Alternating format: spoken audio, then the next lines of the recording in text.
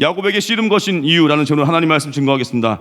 잘 사는 길이 있습니다. 첫 번째가 목적이 명확해야 됩니다. 예수님께서 부활하신 이후에 승천하시기 전에 제자들에게 너희는 가서 모든 민족으로 제자 삼아 아버지와 아들 이름으로 세례를 주고, 예수님 그분 증거하는 일, 그게 우리 사명이라는 거예요. 우리 교회, 가정, 직장 이렇게 허락하신 이유, 사람 살리라고, 예수님 증거하라고. 사업하다가 어려움 당해도 그런 상황 속에서도 예수님 증거하라고, 향기를 드러내라고, 자식들에게 예수님 전하라고, 또 그 가정 또 허락하신 거고, 그 직분 주신 겁니다. 또 진짜 중요한 게 뭐예요? 나를 통해서 예수님을 증거하게 하는 것, 드러나게 하는 것, 그 명령하고 떠나신 것입니다. 또 직장에서 일을 왜 열심히 하겠습니까? 뭐 승진하고 월급 올려받으려고 그 목적이 아니라 주님 전환하는 겁니다. 주님을 보여주라고, 주님의 향기를 맡게 하려고. 또 가정도 안 그러겠습니까? 주님의 향기를 드러내는 것. 그래서 우리는요, 상황 따라가는 게 아닙니다. 어떤 상황이든지 주님의 향기를 드러내는 거예요. 가정이 뭐 늘 즐겁기만 하겠습니까? 마음에 안 드는 모습도 있을 수가 있을 것입니다. 하지만 그 상황에서 주님의 향기를 드러내고 기도하면서 거룩을 지켜나가는 것, 이 부과된 인물로 인해서 그 가정으로 보냄받은 것입니다.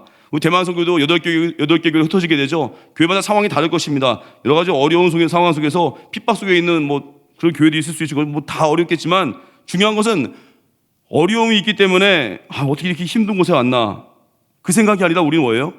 목적이 분명해야 돼요. 복음 증거하라고, 주님 향기를 드러내라고. 하나님, 이런 직장, 이런 학교에 어떻게 나를 보내셨습니까? 원망이 아니라, 상황만 보면 우리 어때요? 늘 낙심하는데, 뭐 내가 이런 데 살아야 되나? 근데 주님 목적이 뭐예요? 우리 주님의 향기를 드러내라고, 주님 증거하라고, 사람 살리라고. 악조건은 오히려 기회가 될 수 있습니다. 어렵기 때문에 더 순수한 믿음 지켜서 주의 향기를 드러내는 거. 그 두 번째로, 첫 번째가 목적이 명확하는 거, 주님 드러내는 거죠. 사람 살리라고 간 거죠. 두 번째는 우리에게 그래서 힘이 없잖아요. 그래서 우리 기도로 사는 거예요. 기도가 힘입니다. 기도는 영혼의 호흡입니다. 기도가 열리는 게 축복이고, 기도가 막히면 우린 답답함을 느껴요. 언제 막히죠? 목적을 잃어버릴 때예요. 우린 그러잖아요. 이미 다 얻은 것 같은데, 어떤 분은 기도 제목이 뭡니까? 기도 제목이 없대요.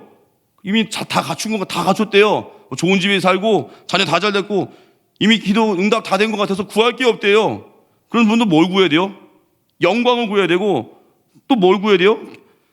목적을 명확히 알아야 돼요. 우리 첫 번째가 기도의 목적인데, 기도 목적 첫 번째가 확인이에요. 하나님이 날 사랑하신다는 거예요. 이 문제와 사건이 은혜 가운데 있다는 걸 확인하는 거예요. 지금 힘들어도 합력하여 선을 이룬다는 거, 이걸 확인하는 거예요. 하나님 사랑, 은혜, 지혜, 능력에 대한 확신, 이걸 기도하면서 확인하잖아요. 평안과 위로와 기쁨을 누릴 수 있습니다. 참된 안식과 기쁨을 누리는 거예요. 또 하나 기도의 목적인데 발견이죠. 나를 발견하고 사명 발견하는 것입니다. 우리는 분주하게 살다가 자기를 잃어버릴 때가 있어요. 뭐 회사 경영자로 살고 또 집에서 아빠로 살다 보니 자기가 어떤 존재인지, 하나님 앞에 죄인으로 서는 것입니다. 죄인의 모습으로 서는 거예요. 자녀로 서는 겁니다. 성경에서 아브라함아, 모세야 그렇게 이름 부르셨죠. 왜 그러냐면 진정 어떤 사람인가를 가르쳐 주시는 거예요. 우리 있는 모습 그대로 나아가는 겁니다. 저 같은 경우는 주님, 이 준홍이 왔습니다. 부족한 죄인 주님 앞에 섰습니다. 주님 자녀가 주님 앞에 섰습니다. 세상에서 말하는 나의 타이틀 다 내려놓고 있는 그대로 존재로 서는 거. 한번 기도할 때 해보십시오. 자기 이름 넣어가지고, 주님 누구누구 왔습니다. 주님 자녀잖아요. 주님 오늘 만나주세요. 또 기도의 목적 중에 세 번째가 뭐예요? 하나님의 얼굴 보는 것. 하나님의 사람들이 마지막으로 구한 것 중에 하나가 뭐예요? 주의 얼굴을 구하죠. 창세기에서 야곱 보니까 성공해서 고향 돌아올 때 이제 에서 만나기 두렵잖아요. 속였으니까 야복 강가에서 밤새 씨름하죠. 기도하죠. 하나님 만나죠. 그곳 이름을 브니엘, 하나님의 얼굴이란 뜻입니다. 내가 하나님의 얼굴을 보았다는 거예요. 우리는 얼굴 구한다는 건 한마디로 이거예요. 주의 긍휼을 구한다는 거예요. 주의 긍휼을 구해서 주님의 임재 안에 거하는 거, 주의 얼굴을 구합니다. 주의 긍휼을 구한다는 거예요. 죄악의 상황 속에 있습니까? 낙심했습니까? 그럼에도 불구하고 여전히 주의 긍휼을 구할 수 있으면 일어섭니다. 죄인의 모습, 병자의 모습 그대로 서는 거예요. 그리고 우리는 기도를 정확히 아십시오. 하나 문제 해결만 구하는 게 아니라 확인하는 거예요. 하나님 내가 사랑받는 자녀구나, 그거 확인하고 사명 발견하고, 또 하나님 얼굴을 보는 거, 주의 긍휼을 구하는 거. 그럼 달려가겠죠. 기도를 통해서 맨날 응답만 받는 게 아니라 명확하게 확인하는 거예요. 내가 주의 자녀구나, 사명이 있구나 발견하고 이제 주의 얼굴을 구하면서 하나님 만방의 주의 복음을 증거케 하옵소서.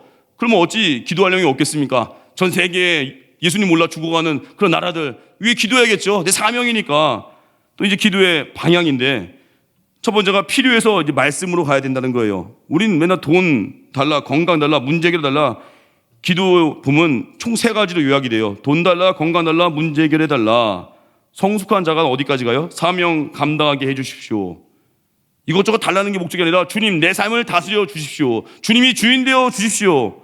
이 벽을 깨서 나아가려면 말씀 붙잡고 기도해야 거기까지 간다는 거예요. 두 번째 기도의 방향인데 머리에서 가슴으로 가야 돼요. 정직하게 구하는 거예요. 우리 논리적인 기도 되게 좋아하는 분들 있잖아요. 높고 높은 보좌에서 낮고 천한 우리 인생을 돌보시는 살아계신 하나님 여호와여, 이럴 수도 있겠지만 하나님 사랑합니다. 하나님 힘들었습니다. 그 외마디 비명 같은. 재수교가 가면은 그 겨자씨교회 강복장 목사님, 여자 목사님 되게 힘든 상황에서 이제 사역에 조금씩 열매를 보면서 인내하시는데 그분이 항상 기도할 때 그래요. 하나님 사랑합니다. 하나님 사랑합니다. 저는 그분의 사역의 힘은 그 고백이었어요. 끝까지 주님에 대한 사랑을 진심 어린 마음으로 고백하는 마음이 그 척박한 땅에서도 열매를 일궈내는 모습들. 주님 사랑합니다. 진실된 고백이에요. 미사여고 많이 없어도 됩니다. 주님 오늘 이런 일로 힘들었습니다. 주님 내 마음이 지금 눌려 있습니다. 주님 다시 살아갈 수 있는 힘 주십시오. 머리에서 가슴으로. 세 번째 능동의 수동이죠. 내가 원하는 기도가 있고 하나님 원하시는 기도가 있습니다. 기도의 주권을 맡기는 거예요. 우리 이런 기도합니다. 우리 아들이 대학 입시에 꼭 붙게 하옵소서. 내 남편 승진하게 하옵소서. 주님 꼭이요 꼭 열심히 기도도 좋지만 이런 기도는요 이루어져도 안 이루어져도 문제예요. 내가 주인이거든요. 주님 꼭 해서 다 얻어내려고 하는 거 이거 무당되기 쉽습니다. 안 되면 낙심하고 돼도 그냥 되면 또 교만해지고. 더 좋은 기도 무슨 기도예요? 하나님 내 자녀 내 가정 내 상황 속에서 내가 어떤 기도를 하기 원하십니까? 이렇게 기도하는 거예요. 내 자녀 위해서 하나님 어떤 기도하기 원하십니까? 나의 사역지 나의 캠퍼스 나의 직장에서 주님 어떤 기도하기 원하십니까? 주의 뜻을 물어보는 거예요.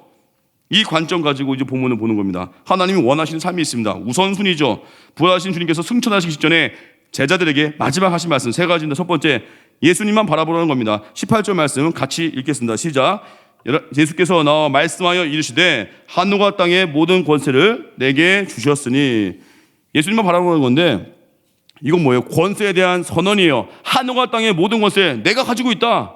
이건 예수님의 자기 자랑이 당연히 아니겠죠. 오직 예수님만 바라보라는 거예요. 하늘과 땅의 권세를 주님 갖고 계시기에 오직 주님만 바라보라는 거예요. 기도로 바라보라는 거예요. 상황이 아닙니다. 생각이 아닙니다. 오직 예수님 바라보고 오직 말씀 바라보는 거. 세상 바라보면 낙심하죠. 우리 궁극적 권세는 예수님께 있습니다. 당시 로마 권력이나 유대 종교, 헬라 철학이 대단한 것처럼 보여도 로마 힘, 유대 종교, 헬라 철학으로 인간을 구원 못했습니다. 거창해 보여도 다 사라질 것들이에요. 기도의 권세를 사용하는 거예요. 우리에게 주신 것 돈도 권세 있고 어쩌면 지위도 권세 있고 다 사람 살리는 거잖아요. 기도의 권세를 사용하는 것입니다. 예수님의 또 엄청난 이 권세가 어떻게 주어졌죠? 십자가 죽음이죠. 철학적으로 말하면 권세는 희생 후에 고난의 대가로 주어지는 것이에요. 빌립보서 2장 보니까 죽기까지 목적하신 예수님에게 모든 이름 위에 뛰어난 이름을 주셨습니다. 권세는 희생과 수고와 섬김에서 나오는 거예요. 어리석은 사람들은 내가 목에 힘주고 막 윽박지르고 나 힘 있는 사람이요. 거기서 권세 나오는 거 아닙니다. 최고의 권세 섬김에서 나옵니다. 희생에서 나옵니다. 선거철만 되면 그러잖아요. 내가 얼마나 희생했는지 앞으로 얼마나 희생했는지라고 막 희생할 것인지 막 보여주잖아요. 주장하잖아요. 결국 뭘 요구해요? 권세 달라는 겁니다. 권세. 내가 이렇게 희생할 것이니까 권세 좀 주면 안 되겠냐. 희생은 뭐예요? 한마디로 권세 얻기 위한 근거가 되는 거예요. 여러분 하나님 앞에 설 때 진짜 영광, 진짜 자랑거리가 뭐겠습니까? 주를 위해 헌신하고 수고한 것. 여러분 부활 신앙을 가졌습니까? 부활의 영광을 믿습니까? 그럼 다른 건 연연하지 않는 거예요. 땅에 거 매이지 않는 거예요. 말년 병장이 이제 제대해서 싸지는 거 쓰는데 뭘 군용물품은 연연하겠어요? 다 좋은 거 줘버리고 오지. 말년 병장은 군대 물건에 연연하지 않습니다. 제대해서 좋은 거 싸지는 거 쓴다고 하잖아요. 우리 그 좋은 거 다 전투하도 줘버리고. 말년 병장은 보면서 우리가 1인병이 왜 슬퍼해요? 제대하는 이 병장 보고 천국 가는 분 보면서 물론 헤어짐의 아픔도 있겠지만 오히려 그분을 보면서 부러워야 되지 않겠습니까? 아유 벌써 사명 이루시고 주님 품에 안기셨네. 부럽습니다. 천국 소망한 인생이에요. 우리는 그거 걱정하는 거 아닙니다. 말년병장 1인병이 제일 말년병장 부러워하잖아요. 하나님 사명 다 이루고 주님 품에 안기는 거 그게 아름다운 거예요. 빌리 그레이엄이 생전에 3차례나 큰 유혹 받았다고 합니다. 대학 총장, 상원의원, 부통령직을 제안받았대요. 근데 거절했대요. 왜냐? 자기 영광 위한 욕심임을 알고 거절했대요. 여러분 내 영광이 있고 아버지의 영광이 있습니다. 하나님 영광을 향해 달려가십시오. 그러면 추하지 않습니다. 내 영광은 잠시의 만족은 있지만 마지막이 너무 비참해요. 여러분, 우리가 하나님의 뜻을 왜 알기 어렵다고 하겠습니까? 숨겨진 자기 욕심 때문에. 진짜 하나님의 뜻대로 살고 싶고 그 뜻에 온전히 복종하겠다는 마음 가지면요, 뜻 아는 거 쉽습니다. 주의 뜻 아는 거, 내가 순종하겠다 마음 먹고 내가 죽겠습니다 마음 먹으면요, 주의 뜻을 무지무지 발견하게 되고, 그리고 주의 뜻 발견하죠? 이제 성경을 구하게 되고 순종할 마음이 있으니까 어때요? 삶의 모든 게 다 응답이 되는 거예요. 나는 요즘 응답이 없습니다. 내 욕심만 구해서 그래요. 다 응답이 다 여기 보장되어 있거든요. 성경을 구하십시오. 읽어가면서 내가 주님 어디서 깨질까요? 내가 깨질 수 있는 은혜를 주십시오. 오늘 기도의 절정 그거예요. 하나님, 내가 깨지게 하옵소서. 또 하나 뭐예요? 하나님, 주의 긍휼을 구합니다. 이 죄인을 불쌍히 여겨 주시옵소서.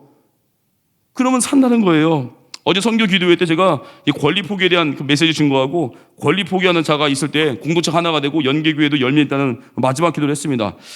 그러면서 이런 얘기 했어요. 예수님 오래 믿고도 무력한 이유가 뭐겠습니까? 권리 포기가 없는 거예요. 희생이 없으니까 아무 권세 없는 거예요. 주를 위해 희생한 것이 있어야 됩니다. 내려놓은 게 있어야 됩니다. 제가 자매님들 그 비유를 들었죠. 자매님들은 결혼 전에는 미니스커트 마음껏 입고 뽐내잖아요. 예쁘게. 뭐 그럴 수 있죠. 근데 이제 결혼해서 엄마가 되면 자매님들은 엄마가 되는 순간에 미니스커트를 잘 안 입어요. 왜냐? 쭈그리고 앉아서 애들을 돌봐야 되니까. 미니스커트가 불편해요. 그리고 작치마도 점점 길어지게 되고 결국은 바지로 종결 지을 때가 있습니다. 라운드 티도 늘어나게 되고 또 헤어지게 되고. 저희 안도환 집사님 옛날에 같이 살 때 여기 옛날 용어로 난닝구 이렇게 민지우가 하도 여기 잡아당겨가지고 이게 V가 됐어요. V자. 지금도 죄송해 죽겠는데, 우리 그런 거예요. 누군가 사랑한다는 건요, 내가 망가지는 거예요. 내가 누리던 거 잘 못 누리는 거예요. 우리 교도 어떤 그 집사님 아까 이렇게 반주할 때 뒷자리에 앉으신 반주자분, 차 무슨 집사님이라고 교회에서 한 번도 치마 입은 모습을 본 적이 없습니다. 계속 바지 입고 다니세요. 그럼 우린 그렇게 생각할 수 있죠. 치마에 대한 상처가 있나? 그런 게 아니라, 차 집사님 영유아부 교사입니다. 주일날 오면 항상 애들을 돌봐야 돼요. 그리고 곳곳에 이렇게 반주자가 필요한 곳에 가면요, 뭐 남조대 원래회나 뭐 무슨 기관 모임 때 반주자가 오기 쉽지 않잖아요. 그런 자리에 항상 와 계세요. 항상 와 계세요. 그러다 보니까 옷 입는 것도 간편하게 시플하게. 또 이분 또 이런 뭐 세상은 뭐 타이틀 자랑한다는 게 아니라 이분 의사예요. 중요한 포인트가 뭐냐면, 의사가 어떻습니까? 저도 얼마 전에 이렇게 귀 염증이 있어서 병원 한번 갔다 왔었는데, 의사분은 처음에 자기 책상에 앉아있다가 바퀴 달린 의자에 앉아있잖아요. 환자가 오는 순간 자세 돌려야 되잖아요. 그럼 어때요? 어떻게 치마 입고 왔다 갔다 하겠어요? 불편하게. 참여 의사님 의사거든요. 바지 입는 거예요. 이유가 뭐예요? 누군가를 돌봐야 되기 때문에. 남자분들은 그렇습니다. 남자분들도 젊은 날 어때요? 아빠들 멋진 구두 반질반질하게 뭐 광내고, 어느 순간부터 아버지가 되는 순간에 이제 뭐 자녀들 학비도 모아야 되고 여러 가지 뭐 자기를 위해 못 살잖아요. 남자분들 구두도 입고 헤어지고 또 수선소 찾아다니면서 몇 번씩 그거 수선하고 해진 구두 신고 다니고, 어느 순간 아빠들은 젊었을 때는 뭐 최소한 어느 메이커에서 옷 사다가 이제 아빠가 되는 순간에 이제 어때요? 옷 싸구려 어디 뭐 없나? 마트에서 옷 사기도 하고. 저도 어저께 제 입던 티셔츠, 별 얘기 다 하네요. 아내가 얘기하지 말라고 했는데, 티셔츠가 겨드랑이에 빵꾸 났더라고요. 이제 버릴 각오로 아내에게 빵꾸 난 부분을 보여주고, 구멍 난 걸 보여주고, 제가 의자에 걸어놨었거든요. 구멍 난 부분 딱 들쳐가지고 이제 버릴 때가 됐다는 것처럼 이제 보여주려고. 제가 이제 그걸 수요예배 전에 그걸 펴놓고 갔어요. 수요예배 끝나고 왔더니 그 옷이 그대로 있길래 이거 왜 안 버렸나 했더니 아내가 그러더라고요. 꿰맸어. 그렇게 사는 겁니다. 아빠가 된다는 건.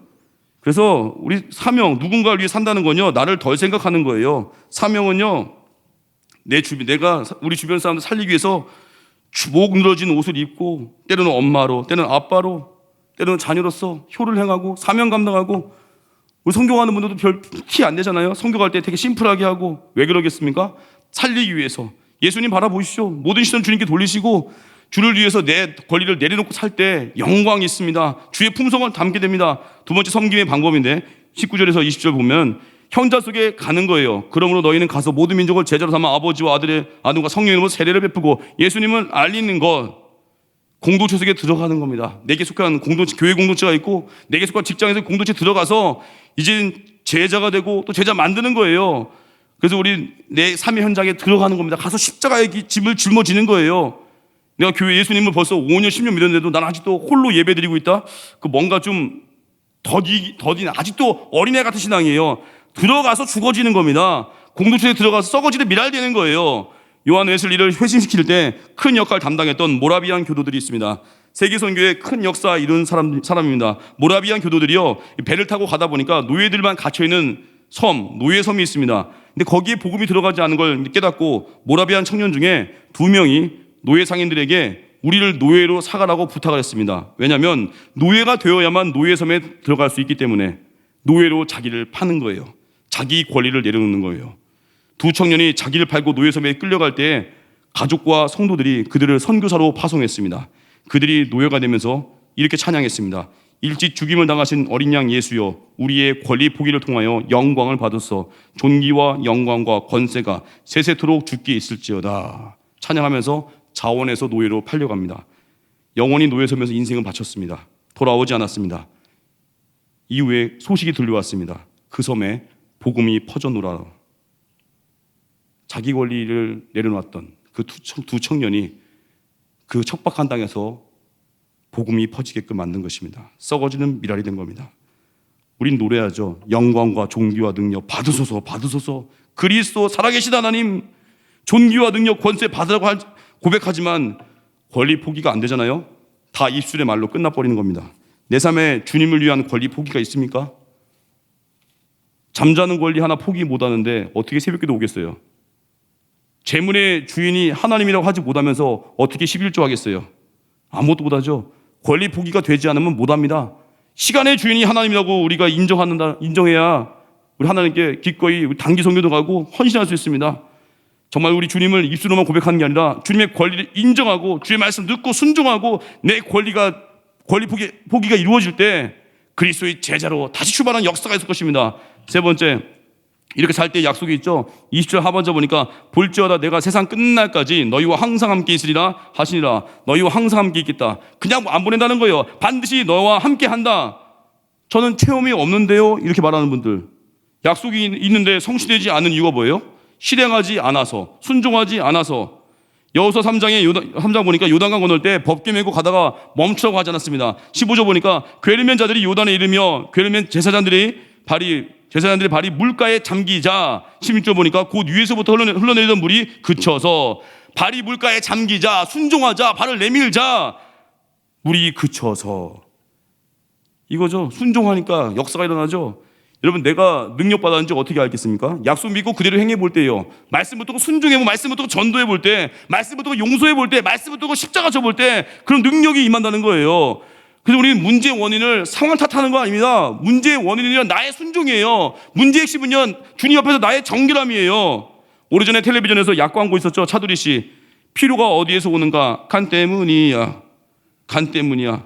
피곤한 간 때문이야. 피로가 간 때문에 그래요? 근데 이 광고 얘기가 뭐예요? 간을 풀어줘야 피로가 풀린다는 얘기인데, 어떤 의사분이 그런 얘기했습니다. 이 광고 다 거짓말이에요. 그 내용, 광고가 틀렸다는 게 아니라 저 내용이 틀렸다는 거예요. 저런 식으로 살면 안 된다는 거예요. 피곤이, 그 의사분 얘기예요. 피곤이 왜 간 때문입니까? 자기 때문이지. 내가 과로하고 술 먹고 화내서 간을 혹사시킨 것입니다. 근데 무슨 간이 잘못입니까? 내가 간을 혹사시킨 것입니다. 뿌리를 얘기하죠.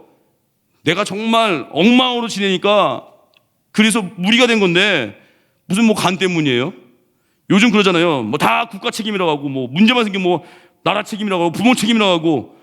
크리스찬은요, 그 원망하고 불평하는 거기에 서는 거 아닙니다. 내 책임입니다. 내가 기도하지 않았습니다. 내가 전도하지 않았습니다. 이 나라 위해 기도하지 않았습니다. 라고 오히려 엎드리는 거, 이게 진짜 크리스찬의 모습입니다. 우리는 핵심을 알아야 돼요. 예수 믿는 사람들이 정말 소수라 할지라도 깨어서 기도하면요, 국회가 바뀔 것입니다.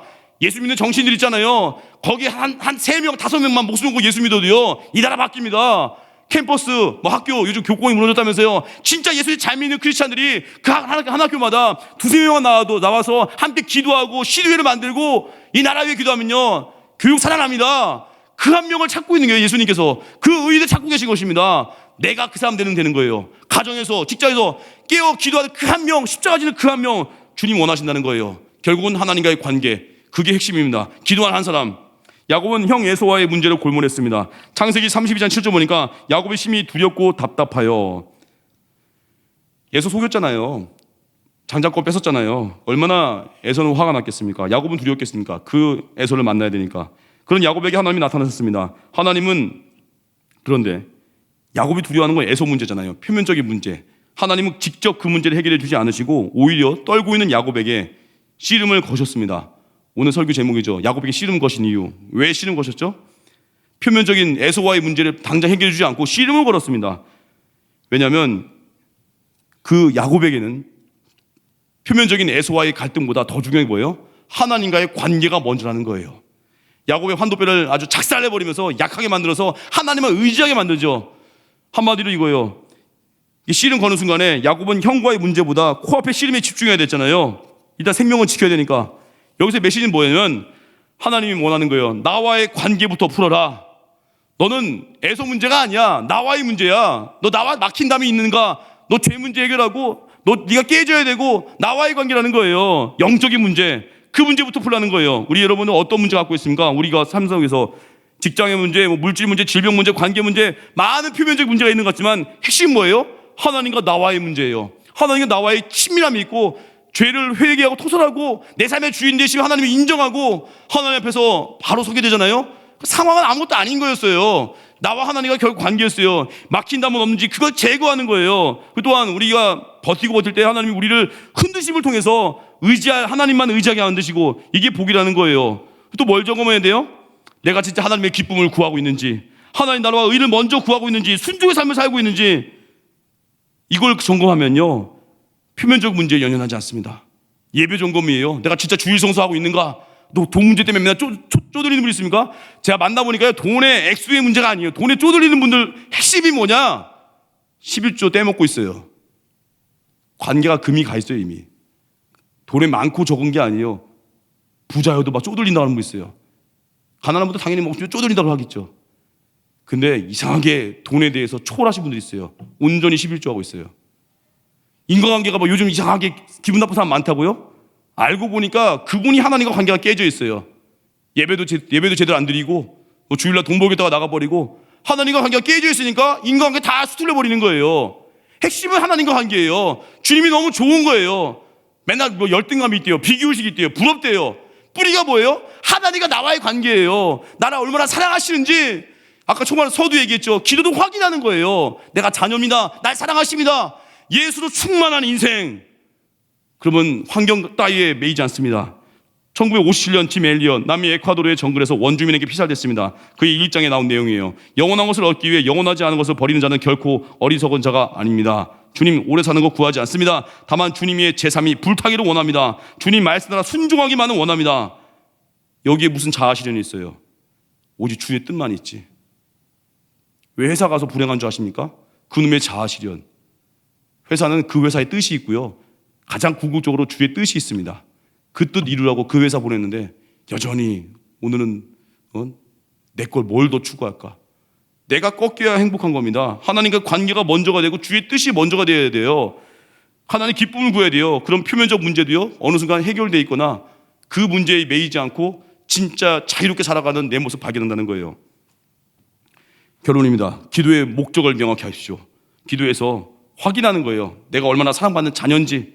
그리고 발견하는 사명 발견하는 거예요. 그리고 기도에서 하나님 얼굴을 구하는 데까지 주의 긍휼을 구합니다. 병자의 모습으로, 죄인의 모습으로. 그리고 어떻게 해요? 예수님 바라보는 것. 권세가 어디서 나와요? 희생에서 나오고. 현장 가는 거예요. 공동체 가서 사람 살리는 역할, 사람 살리려고 그 직장 보냈고 사람 살리려고 그 가정을 허락했고. 세 번째 뭐예요?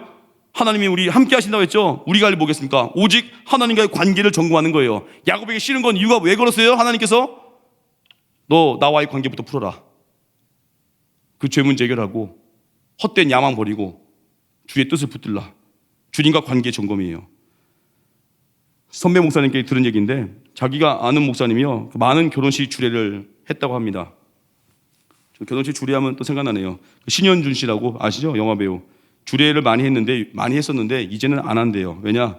주례할 때 그 자기 딸 이제 신부 아버지가 들어올 때 신부 아버지가 신부를 이렇게 사위에게 건네줄 때 그 표정이 너무 보기 싫다는 거예요. 이제는 너무 가슴이 아프대요. 그 아버지의 그 만감이 교차한 얼굴들 마음이 아파서 신현준 씨는 이제 주례 안 한대요.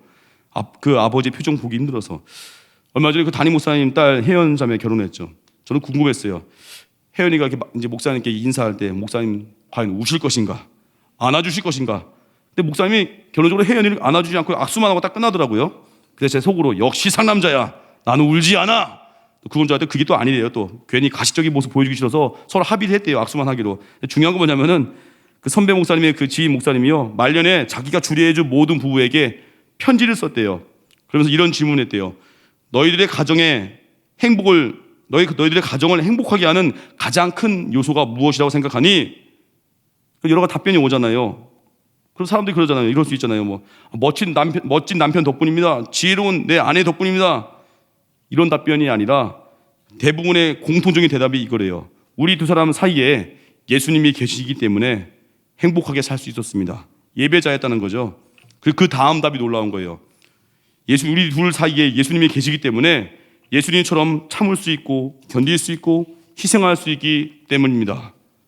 예수님이 계시니까 견디고 참고 모욕적인 말 들어도 친정으로 쪼르르 달려가지 않고 삭히고 기도하고 십자가 지겠다는 마음으로 희생하는 거, 이게 가능했다는 거예요. 근데 요즘 젊은이들 어떻습니까?